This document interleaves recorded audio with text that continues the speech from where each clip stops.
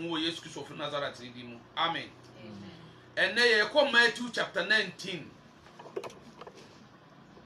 Matthew chapter 19, verse 16 coming down. Matthew humano. Etim pacho do ken kan brofo no. Awurade mfa no so ken kan maye na twiwura no so no o meken kan twi no emaye e wo Yesu Christ of Nazareth in mu. Ti e be hye twere sam na ti Matthew chapter 19 verse 16 going. Hallelujah. Amen. Me pacho yanko. We are reading our scripture for Matthew chapter 19, the verse number 16 downwards. 16 I read. And behold, a man came up to him, saying, Teacher, what good deed must I do to have eternal life? 17. And he said to him, Why do you ask me about what is good? There is only one who is good. If you would enter life, keep the commandments. 18. He said to him, Which ones? And Jesus said, You shall not murder. You shall not commit adultery. You shall not steal. You shall not bear false witness. 19. Honor your father and mother, and you shall love your neighbor as yourself. 20.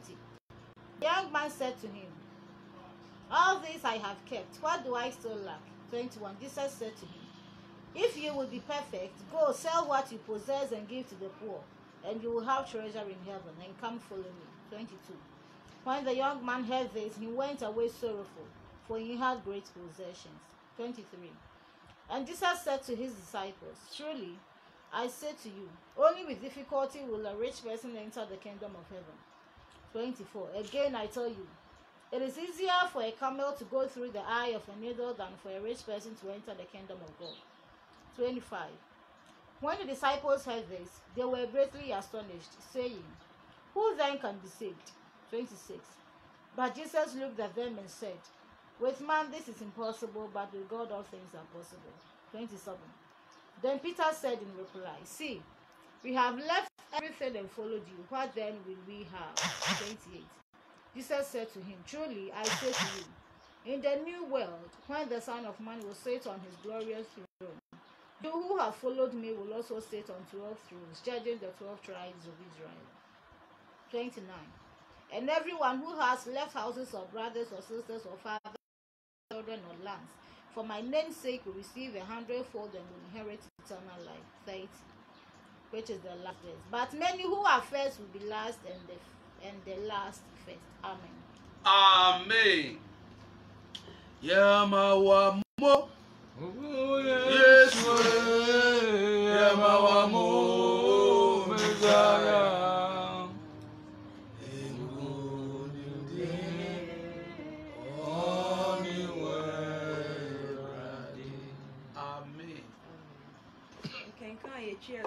Me pa cho mi nua ba be kenkan na semwa me di tu mani mu se ewia si ha ewe asembay ana krata be na buku ben ene wo wia si a ebe mo nim de sem se yensa sem se ne ensem atumi di akire se onye bi de biara da asema ebai eba ha fa wo de na ye wo de ho adwuma. Hallelujah. Na awurade yankopo osoro ohwe wiase fa na ba bia ohwe ehwe nipa de sani akoma. Hallelujah. Amen.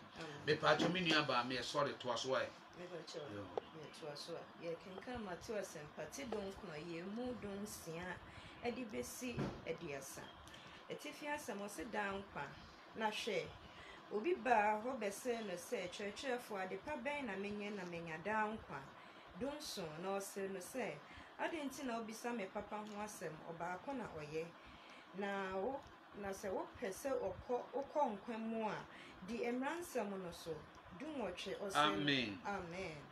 When the ba onipa nche obusa oba ewurade ya jinkwa Yesu nche ana obusa Yesu sa asem wo. Hallelujah. Si wo 16 biem yesisu wo donsia na hwe obi ba ho bese no se unse wo se obi ba ho yemfa mfiri so oba Yesu Kristo nchen ana wo ka se nkire no yenko chechefo adepa ben na menya dan kwa adepa ben na menye anane ma papa ben na menye na menya dan kwa esanse dan kwa ya e wo person bia wa accept Jesus Christ as your personal savior. Hallelujah. Yantuaso. Yɛtoa odun so na. Ase no sɛ ade sa obi sa pam sɛ ɔbaako na ɔyɛ. Wasi adenti na obusa papa ho asɛm. Ɔbaako pɛ na ɔyɛ. Ɔbaako ne hwan yantuaso nkɔ. Na sɛ wopɛ sɛ wokɔ nkwa mu a di mmaransɛm no so. Dumotwe ɔsɛ no sɛ deɛ wɔ he ɛna Yesu sɛ deɛ ɛsɛ ini ewu nsaya wadeɛ mmɔkorɔ no ini adanskro mu di wagya ne wo nani dɔ wo yɔnko sɛ wo ho abranteɛ no ka kyerɛ no sɛ madi yɛn nyinaa so ɛdeɛ na aka me bio ɛdeɛ baako. Amen. Well, yes, why are no quaffo? Dear all catcher branching na yes or nimo, he knows everything. When in Bibia, but no busa, not almost in your BBTA, because he knows everything. Was it the Emran so? Yes, as I said, church and Nimes or diso.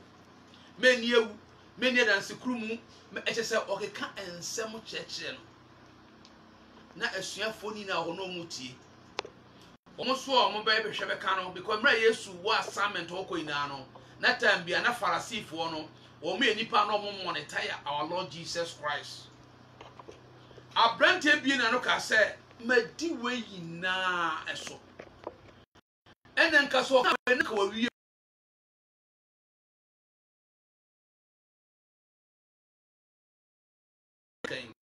wan ka so no mu chefa ewo se wo ye nibrefo wo ye wudini wo kan wo twantro wo report sa ne mam na mina kubuso a wan ka sa wato ho asem ha se se fine ko wutwo ho prim se wudi sa ne ma no so na wo wie ye adwuma fofo ni mabaye to ne nko wo si wudini na so ye ntia asema Yesu beka no di wajane edu abanta no ka kyerɛ no sɛ deɛ nyinaa so ɛdeɛ na aka me bio aduonu baako Yesu sɛ sɛ woyɛ pa a bakyɛ me si wɔ aduonu wɔ bio aduonu baako no Yesu sɛ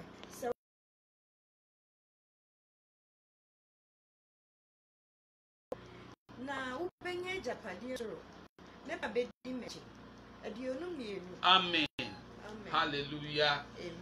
Sister Albert Matrasakara. No was a certain one. I peculiars you are my last week. Imagine sad no better refine by. Hallelujah. Said about Betty Matrasina. What to me, I can kind of in my Miss Row. I Madam Brown Pacho. Peculiar Fafa man. What you matras, yes, I manage in a habre. Amen. Hallelujah. Was it what is some railway now? So no crack. Ne emmom se opese wonya chefa wa henie no mu a de esa wo ye ne se koton wa japade yinara. Hallelujah. Amen. Aha na asem yo no koton wa japade yinara. Emra na metin hwiase mu awrada bibia di kire me na enwonwa ebra dwene ntiase so awrada ye bio wa jibi Urade acho ne mpempeso urade wa bedui ese onye site ma urade ese obra ho ase ma urade na urade ka ho e wadi bi a wuye biye mu e wo Yesu Kristo fo Nazareth di mu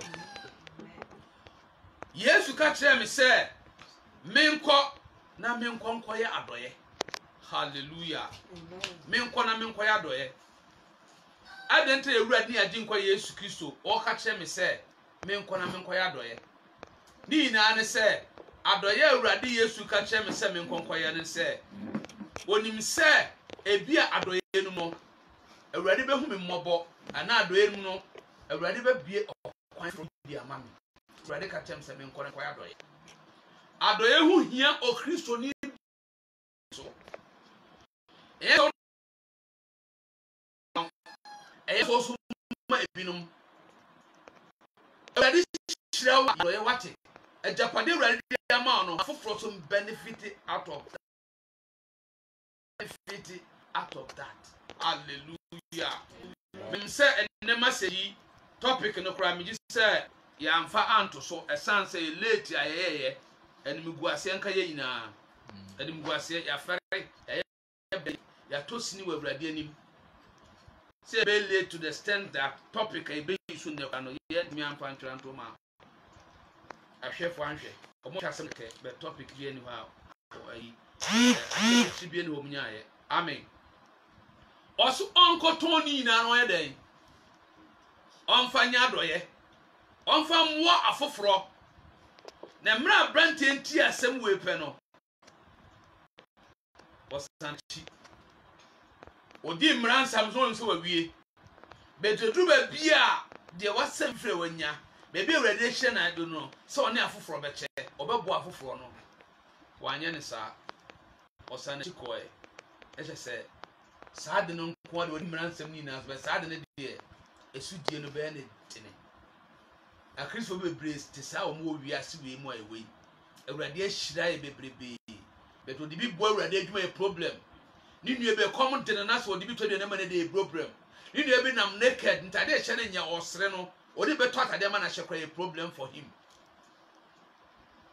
ni na ebeja no ho ne akọ amen sister to aso Bachaya to aso aduonu mienu na abrante ne te asem no odi areho akoi free say na o ahunyade bebre aduonu miensa na Yesu ka kire ne suafo no say no kra mesemo say e de mo de fo say obekọ so ahenie mu aduonu nine mebo hallelujah amen wo se e de ne say odefo ebekọ osoro ahenie no e de ne ei ti sika nya na sika ye pa if you see what the book of Luke efa Lazarus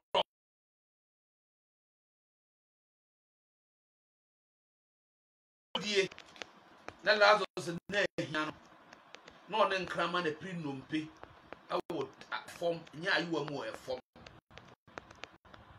oyefo the Bible say e o mu ni afrasa space no sikani no ko bia sam na Lazarus ko pie Abraham kokuma e paradise hallelujah amen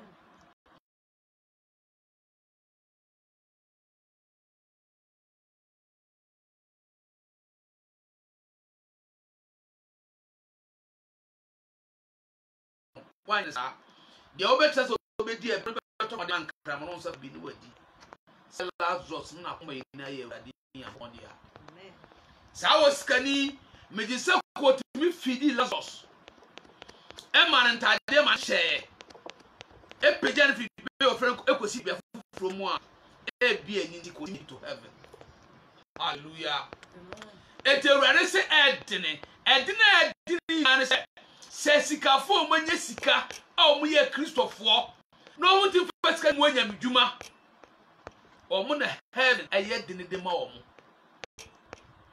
wo fa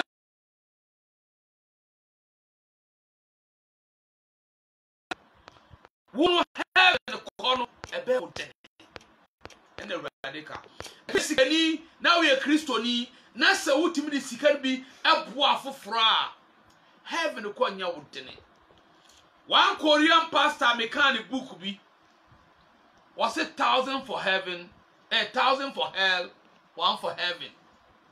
Any pap 1,000 apim echo hell na akope echo heaven. Sana book no tie. Onu ka oye ya wu hie no. Okopie no sofu kese oda sori anu o sika na afa na onya kwa make it to heaven but na ya foundation.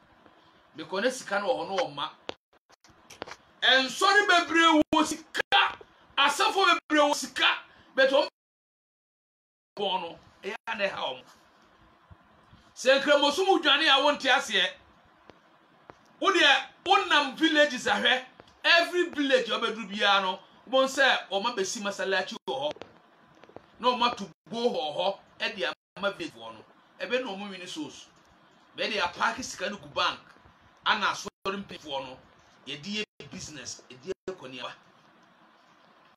awurade hu ye mmobo hallelujah wo se ed ni so defo ebeko heaven ye di ni o ni na so obeku nsem abo afro na omo so omo nsa ko ma no heaven ye de ma o ti se de Kristo no tre ni abrabo sitie se de osikari o tre ni abrabo sitie bia no se wantimi ammo afofro a wato sini Yesu ba oboae ento ofidi about 5,000 people.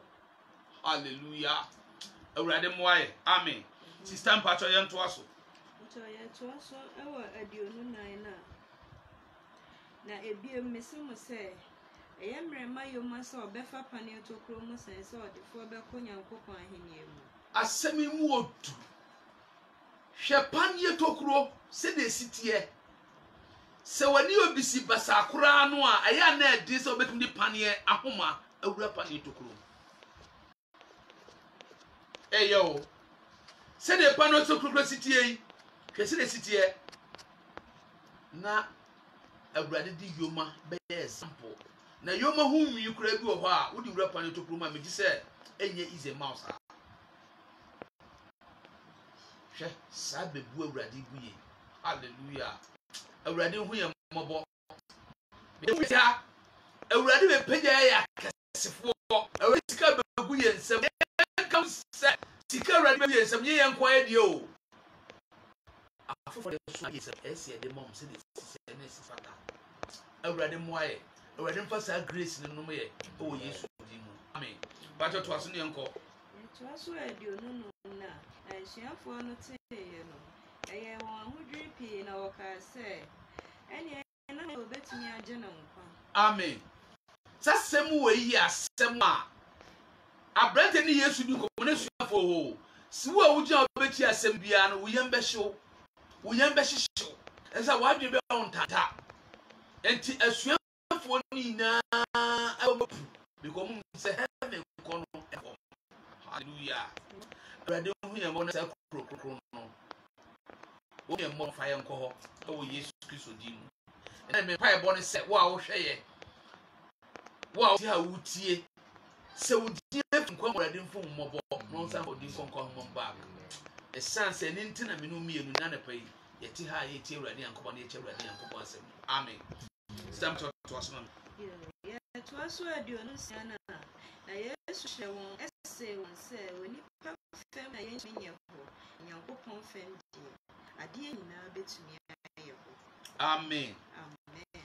Ni na ne se abambu ha ni na ebomu abu because semi mu odu ede Yesu wiase de asem no mienu nkran ana o se enipa fam de kan sanse mu amuti ense mu de mani hwei edin be de yankopa fam de edin na che se Awurade ka se mi do Jacob ya Awurade no me no mienu na pai na heaven come Awurade ma ne yen edin don't make it to heaven.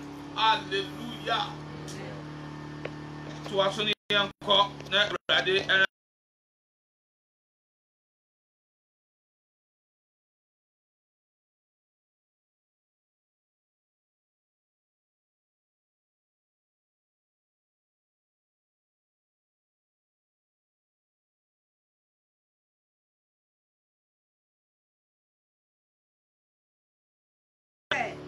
no kra me samo se mo amabedi mechire yi awoforo no no ele oyi papa no bet na nani mo ma hi mo aso onso mo bet na hi mo adumi no so bishop de ko mi no aten we ye kwanchen samwa nkwa Yesu Kristo oyi masuafo ne suafo no kwa sense e ya samwa ya twere ho wo twa kunkun so odi ma ye mienu bede for assurance in an I don't know on the chance of Israel to afford me nothing or never attend the judgment day. Say almost hallelujah. The maker to another place so would be already yesterday. Now soon home and no party one. Some point to the other that men just stubborn. Memo abra one yet and nibble ahoya. Pesemin kuminya de ni bi na emom ma brabo enya brabo a sama protesa ka cho bia no wo de ba adwuma menyi bibia amfrim na Awurade beboa wo e wo Yesu Kristo fi Nazareth ni di mu. Amen. Sister Mpacho yen to aso ne enko. Ya to aso aduonu kuma na obia minti waja efie ananua barima nom ananua ba nom ana eja ana ena ana emma ana nsase hono obenya no mo ho pi na wanyada enkwa afa aduasa ya wieye no na dikanfo pi bedi akire na akidifo abedikan erade mu ye. Amen. Aduasa no be sasusu dua biem. Aduasa ya wieye. Me ba cha me ba wo be sasusu dua biem. Ye me ka dua no me hwie dua no nkono no a aduasa no be sasusu dua biem. Na ehu se da brabo no siko. Hallelujah. Amen. Wasu obi obejai eja oba obusuani biara na obejai wasase no wajapade ho na chese wo hwe we no a or refer to the phone no ka odi se japade na be ya doye na wajani na ato na obeje awurade Yesu Kristo achi a wanye no o ka che mi no mienu na ne pe se meye no ye ba ensene awurade Yankopon asem meye no ye busuani bi ensene awurade Yankopon asem meye no ye sika ensene awurade Yankopon asem ye phone sekura di bia kwani abai meye no phone so no ensene awurade Yankopon asem ewiase ni ma ewo yinara meye no sane ma ba kokora ensene awurade Yankopon asem esanse anything no eyese awurade ye first awurade dikan na o ye first in all. Hallelujah. Amen. So to me yes ade we ya na awurade hu se wa no bibia anse no ma wo do no tini bibiara se wo yese ma awurade a benim se osoro bedo ama oso ni wasumdie. Amen. Afa kwadua sanso ya hwade Aduasa ya wieye no na dikanfo pi bedi akire na akidifo abedikan erade hu ye mo. Amen. Amen. Okay, nkanfo kan asem no enua Benedicta wasi awurade ehu ye mmobbo. Amen. Lord have mercy. Wasi adikanfo no ebe bedi akire ema akirefo na kwakodikan let you overtake me ho. Hallelujah. Awurade hu ye mmobbo. Eye ebinum say masum Kristo be 30 years ni me ye wo me to asori fie enye na Kristo ka ho asem etu hwe bia ofa mayefo no a osofa bia napa ana ofa bia wie na ofa bia nwumre eso mi na otu omo ka pepepepe obere no challenge no wo challenge na enye yie. Hallelujah. Amen. Ni na ne se enye watena mu acha na awurade ka se watena mu acha o wontena mu nche yo unyuma ele bima wako anim eti enua be my evangelist Kobi eya na me check na me hwe ne niye obi no ha me study no okonanim day and night okonanim because osacha be a Kristo ni no be 1 year nie se de boy na awia taso e we awurade Yankopon asem ni se osi bompa no woko e so de awurade Yankopon asem ya adwuma no men ka se matre awurade 20 years ono o sha se be 1 year ni no obesa ho no akọ na wa eden wo da stu bebe ote wo se o mo dikan ba bedi akire e ma akire fo na akọ dikan eti na na pe me bompa ese awurade di adwuma na mani ma yenkodi akire da biara da si bita so bi na asem akire de be mo yekonim na mo ye ti asem no to ho na se enye serious a de wo ye serious oba no ye be kodi akire ama sani pa na be san ye ho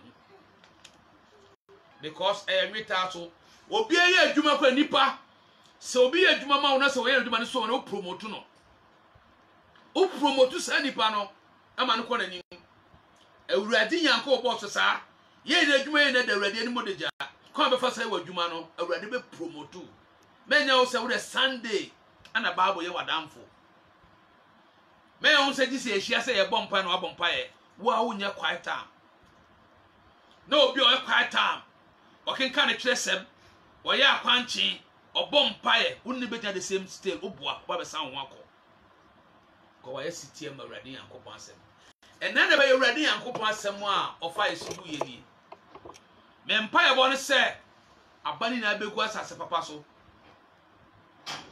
na aso aduasia na aso ha na hye awurade Yankopon di nkukura ni monyam awurade yankopɔn moaye na menu mienu yenya asɛm tiefo yefo yenya asɛm tiefo werefifo ɛsɛ sɛ kristosom yensu no biara twerɛsɛm no ɛne ne constitution ɛna ɛbɛbɔ ne to make it to heaven awurade na pamigye asafo mai na ahya wonsa baabi biara obia wo brono a mete so migya obi ahya wonsa ɔma a mete so migya obi ahya wonsa ewiase fa na baabi ɔmo nhwɛye migya obi a hom kra ne pɛ de hya wonsa awurade kete no wonsa wɔ so baabi obi asinto awurade pagya no dan honi kyerɛ wo ma ne etimi som wɔ honhom no kware mu sɛ yare bi da obi so a mede wo sɔre tumi no ɛno mantam pɛresa no enipa no sɔre mfiri na yare yam ɛwɔ Yesu Kristo fi Nazaret ne di mu sɛ ya homra a ɔsoro gya bomra sa nipa no ɔsoro gya bomra sa nipa no na homra hu mempie nkɔ ɛwɔ Yesu Kristo fi Nazaret ne di ɛna na pai awurade yenye wani mu adom ne nipa ina ni mu adom that favor from above ɔmo so awurade afa ɔmo so na ɔmo boa ene ye project baabi a Muslim fo yɛpɔn be baabi ada ne a Kristo fo munye baabi na sɛ baabi akɔkɔtena na asasi awurade ma yɛ kɔ yanim ɔmo do ɔmo title ma yɛ ɔmo so seed ma yɛ ɔmo so seed ma yɛ ɔmo ina awurade yankopɔn tre ɔmo ahyem awurade yankopɔn hyira ɔmo onyom kɛse obi a problem bi ada no so awurade nyi problem no mfiri hɔ ɛwɔ Yesu Kristo of Nazareth ndi mu ɔmo prayer request wɔ hɔ ɔmo maame no papa yare ɔmo yare ɔmo kyɛ anima bi ɛba sɛ ɔmo abra bom bia no ɛnei a ɛgyina ɛyɛ asɔre awurade favor and ɔmo so in the mighty name of Jesus Christ's name awurade mo ɔmo so ni adanseɛ ɛnhyɛ ne din kronkron ni monyam ɛwɔ Yesu Kristo of Nazareth ndi mu obi bia a wayi kapre kobo so Ghana ha so amonone edi asosi di amasafi na edi ye project di pebenya ba bi di ato edi besi asora no pebenya ba bi asom awurade memma sa ankrofo no omusiko mu yenye kwada biara da so mu di afri nkwa ho awurade ho mmobɔ eni sidi omaso no no mu di man nkwa ho mam awurade wo na asɛm se omo atene wo sukom de ode bedom de a mo mu nso etreni nso no omo no na awurade na fa tre ni atade fa hyew mo ɛwɔ Yesu Kristo of Nazareth ndim wasɛm kan the book of Mark say obi obi me nsuo kruwa ba ko ebe no mo odi mu no sɛ nipa na katua de mbɔ de biara da memma sa ankrofo ma katua mbɔ de biara da obi kwa so si de netes kanaba number bi anim on sɛse ma sɛ me hu so na sɛ sika na ba ye awo sika sɛ ba na ehu nanso sa na bi nso sisiye awurade sika bi be ba ye nsem sɛ firi wiase fa bia ɛna na pɛyɛ bɔ mpae sɛ onipa bɔnefo bi ana sɛ ne sika ne bae sɛ ɔde bɛgu asafo anim ase ana ɔde ahomre bɛbrɛ awurade mra wasɛ na abɛduru yɛ nsa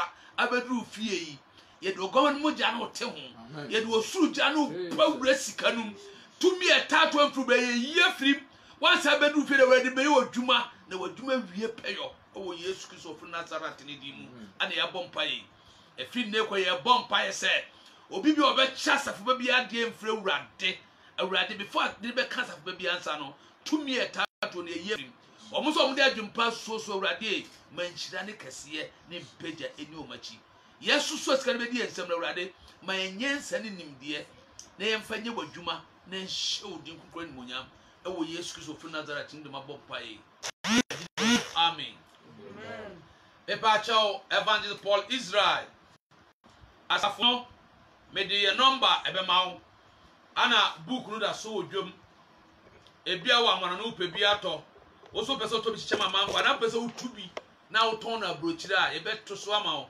na oso atubi na ya fa kwa bi so de abrawo na oso waton na amana ne amaye book no from death sentence to freedom in Christ oto a obenya book no benya ya dance die ewom na etimi aboa wo na etimi aboa foforo kamenya akra na nka obi ato bebre na abrochire prisons na ka odi be ko said the prisoner be kan no benya adwensatira book ni ne ope bia me the number be to ya ofre number na onsa beka number ni 0248 009937 0248 009937 your telephone number no your mobile money susu number no and your WhatsApp number no o person nya WhatsApp a o hwe sa number na obenya video bebre ahwe ana person nya video bebre ahwe so a eya abo Evangelist Paul Israel obenya video bebre ahwe awurade nkam ho na awurade moa mo ewo Yesu Kristo fi Nazareth ndi mu se awurade mba no so che no bebo o ma menu mienu yenkohye okrokunkun mo Yesu Kristo fi Nazareth ndi mu amen awurade nkyere mu ina mama bye